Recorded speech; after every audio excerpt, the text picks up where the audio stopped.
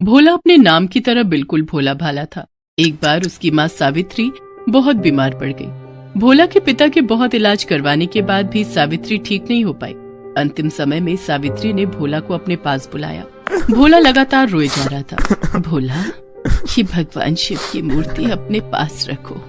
तुम्हें कभी कोई परेशानी हो तो तुम इन्हें पुकारना, ये तुम्हारी मदद अवश्य करेंगे। इतना कहते ही सावित्री इस दुनिया को छोड़कर चली गई। तभी मोहन भी आ जाता है, पर सावित्री अब इस दुनिया में नहीं थी। मोहन के गले लगकर भोला रोने लगता है।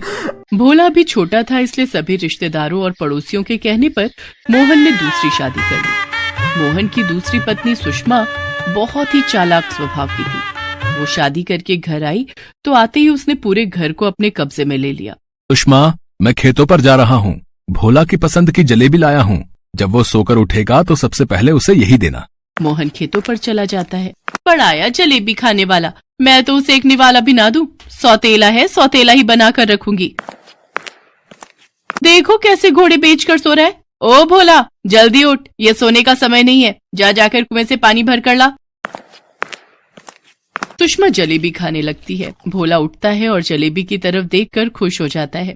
माँ, बापू जलेबी लाए हैं। मुझे पता था बापू मेरे लिए जलेबी जरूर लाएंगे। तेरे बापू ये जलेबी मेरे लिए लाए हैं। चुपचाप कुएं पर जा और पानी भर कर ला।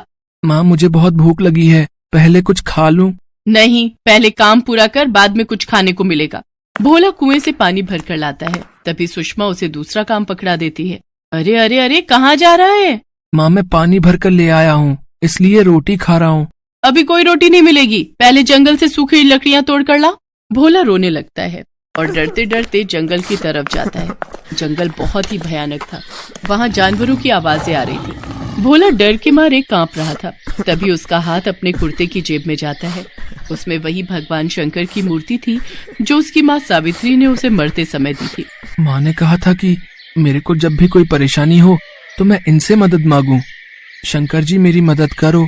माँ कहती थी कि आप मेरी मदद को जरूर आओगे। मुझे जंगल में डर लग रहा है और मैंने सुबह से कुछ भी नहीं खाया। मुझे बहुत भूख लग रही है। रोते रोते भोला मूर्ति को हाथ में लिए ही एक पेड़ के नीचे बैठ जाता है। मासूम भोला की पुकार भगवान शंकर तक पहुंचती है। नंदी, तुम शीघ्र ही भोला के पास जाओ और उसकी मदद करो। जो आज्ञा प्रभु। भगवान शंकर की आज्ञा पाकर नंदी शीघ्र ही भोला के पास पहुंचता है। नंदी बैल को अपने सामने देख भोला डर जाता है। अरे अरे, डरो नहीं भोला, मैं तो तुम्हारा दोस्त हूँ। मुझे भगवान शंकर ने तुम्हारे पास भेजा है। भगवान शंकर ने? अच्छा, माँ सच कहती थी कि भगवान शंकर को मैं पुकारूंगा तो वो मेरी पुकार जरूर सुनेंगे। आ भोला, चलो अब जल्दी से बताओ तुम क्या खाओगे? तुम्हें भूख लगी है ना? हाँ दोस्त, मुझे बहुत जोरों की भूख लगी है, पर तुम भी मेरे साथ खाना। हम दोस्त है ना, तो हम मिलकर खाएंगे। नंदी हवा में हाथ घुमाता है और ढेर सारे पकवानों के थाल भोला के सामने आ जाते हैं। भोला ढेर सारे पकवान देखकर खुश हो जाता है। उसके बाद भोला और नंदी मिलकर उन पकवानों का आनंद लेते हैं। भोला, तुम घने जंगल में क्या कर रहे हो? माँ ने मुझे जंगल में लकड़ियाँ काटने भेजा था, पर मैंने एक भी लकड़ी नहीं काटी। अरे, तो इसमें इतना उदास होने की क्या बात है? अब तो तुम्हारा दोस्त तुम्हारे साथ है। कुछ ही पलों में नंदी लकड़ियों के गट्ठर का ढेर लगा देता है। चलो भोला, अब मैं तुम्हें घर छोड़ देता हूँ, आओ। नंदी भोला को घर छोड़ देता है।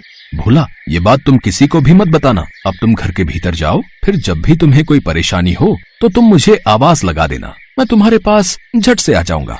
ठीक है दोस्त। भोला खुशी खुशी लकड़ियों का गट्ठर लेकर घर के अंदर आता है। सुषमा जब भोला को खुश देखती है तो वो हैरान रह जाती है। अरे, ये खुश तो ऐसे दिखाई दे रहा है मानो 56 भोग खाकर आए हो। अब तो रोजाना ही जब भी सुषमा भोला को कोई काम देती तो वो नंदी को आवाज लगाता। नंदी आकर झट से उसके सारे काम कर देता और फिर आराम से दोनों मिलकर खेलते और तरह तरह के पकवान खाते। एक दिन मोहन किसी काम से शहर चला जाता है और सुषमा फिर से अपने रंग दिखाने शुरू कर देती है। मोहन के जाने के बाद सुषमा भोला से और ज्यादा काम करवाने लगी। ओ भोला, इधर आ, मुझे बहुत गर्मी लग रही है। चल, मुझे पंखा कर। जब तक मैं सो नहीं जाती तब तक तू मुझे पंखा करेगा, समझा? भोला बहुत नींद में था, फिर भी वो सुषमा को पंखा करने लगता है। तभी उसे नंदी का ध्यान आता है और वो मन ही मन नंदी को बुलाता है। सुषमा आंखें बंद करके सो रही थी, तभी भोला देखता है उसके हाथ से पंखा छूट गया है और अपने आप ही चल रहा है। भोला देखता है नंदी हवा में हाथ उठाता है और पंखा अपने आप ही चलने लगता है। अब तो सुषमा जब भी भोला को तंग करने की कोशिश करती तो नंदी वहां आ जाता और जादू से सारे काम कर देता। सुषमा को अब शक होने लगा। उसने भोला पर नजर रखनी शुरू कर दी। भोला और नंदी साथ में खेल रहे थे। सुषमा की नजर नंदी पर पड़ जाती है।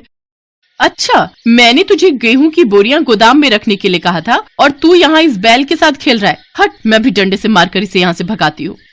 नहीं माँ, वो मेरा दोस्त है, उसे मत मारो, उसे लग जाएगी माँ। मैं अभी गेहूं की बोरियां गोदाम में रखाता हूँ। माँ, मेरे दोस्त को छोड़ दो। सुषमा जैसे ही नंदी को डंडे से पीटने लगती है, डंडा सुषमा के हाथ से छूट जाता है।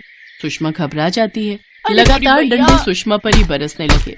अरे बुरी भैया, अरे मेरी लग रही है, अरे कोई बचाओ, ये सब क्या हो रहा है? ये तुम्हारे पापों का दंड है।